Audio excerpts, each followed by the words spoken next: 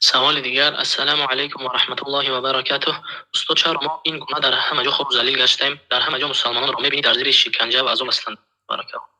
و علیکم السلام و رحمت الله و برکاته. البته این اسباب های مختلف دارد. قرار گرفتن مسلمان ها در همچین حالت که ما در همچین حالت هستیم، این اسباب های مختلفی دارد و یکی از اون اسبابش که الان قبلا برش بیان کرده شید، این رفتن به دنیا هست. رفتن به دنیا هست یکی از اسباب هایی که سبب که مسلمان ها در خور و ذلیلی قرار گرفته هستند، که در هر کجا مسلمان ها مورد شکنجه و مورد عذاب قرار میگیرند. یکی از اونها امین است.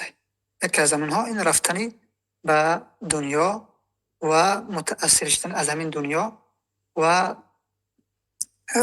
ترجیح دادن حیات دنیا به آخرت است.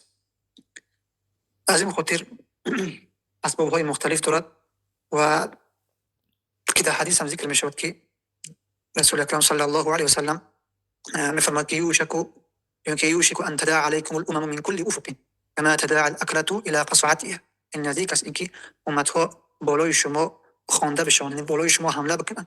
من کل افق، از تمام افق، از تمام یعنی که دنیا. کما تداعی الاکلة الى قصعتها، همچنانی که مردم ها جمع میشوند بالای یک طعامی که در یک ظرف است، یعنی که خوانده میشوند و طرف او جمع میشوند، همینطور یعنی که تمام امت ها، یعنی امت های کفار، ملت کفار بالای شما همینطور جمع میشوند. و در اینجا رسول اکرم صلی الله علیه و سلم گفتند که یا رسول الله، امین قلت، یا که در بعضی روایات میاد که یک نفر گفت که و من قلت نحن یومئذ، آیا از یعنی که کم بدن ما در اون روز است، یعنی سبب این که تمام کفار بالای ما این گونه حمله میکند و این گونه بالای ما جمع میشوند، ما را محاصره میکنند و متحد قرار میگیریم، آیا از کم بدن ما هست؟ این روز ما کم هستیم؟ رسول اکرم صلی الله علیه و سلم فرمود بل انتم یومئذ کثیرون، بلکه شما در روز خیلی زیاد هستید. خوب دقت بکنید، بل انتم یومئذ کثیرون، شما در روز شما زیاد هستید. ولکنکم غثاء کغثاء السیل، ولکن شما به مانند چی هستید؟ به مانند امو خاشاکی که وقتی که یک جو سیل بیاید بالاش خاشاک چقدر سبک است، هر جا که بخواد او را میبرد میاندازد، به مانند امو هستید. شما وزن ندارید، حیثیتتون از دست دادگی هستید. در اینجا حدیث ذکر میشد ولا ينزعن الله من صدور عدوكم المهابة منكم، ولا ينزعن الله من صدور عدوكم المهابة منكم، یعنی الله عز وجل از قلب‌های شما، از قلب‌های دشمنان شما امو هیبت را نسبت به شما چیکار میکند؟ الله عز وجل میگیرد. دیگه کفار از شما نمیترسن، هیبت از شما، از قلوب یعنی که دشمناتون امو هیبت را که نسبت به شما هیبت داشتند. حدیث ذکر میشود که با اومدن یعنی از مسیر یک ماه راه رسول اکرم صلی الله علیه و سلم، یکی از خصوصیت های پیامبر یعنی که رسالت رسول اکرم صلی الله علیه و سلم همین بود که نسبت به پیامبرهای دیگر که پیامبران دیگر این خصوصیت ها را نداشتن، و همین بود که از مسیر یک ماه راه دشمن میترسه، برای دشمن وهن میاد، ترس میاد. و حتی بعضی از مفسرین حدیث ذکر میکنن که این تنها خصوص پیامبر صلی الله علیه و سلم نیست، حتی به امتش هم اطلاق میشه.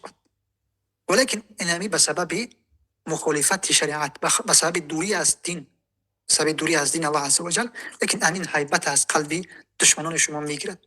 نسبت به شما دیگه ما هیچ دیگه ترس و هیبت ندارن. و ذکر میشه در حدیث که ولا یقذفن الله فی قلوبکم الوهن، الله عز وجل در قلب‌های شما وهن را میاندازد. و یک نفر پرسیدن که یا رسول الله وهن چی است؟ گفت که حب الدنیا و کراهیة الموت. در روایت مسند احمد ذکر میشه که حب الدنیا و کراهیة القتال، یعنی حب دنیا، دوست داشتن دنیا و بعد دیدن موت، بعد دیدن مردن، این همین سبب می شود که در قلب‌های شما وهن میاد، بزدلی میاد، ترس میاد. و این همین یکی از اسبابی است که مسلمان ها در همچین حالت قرار گرفته هستند.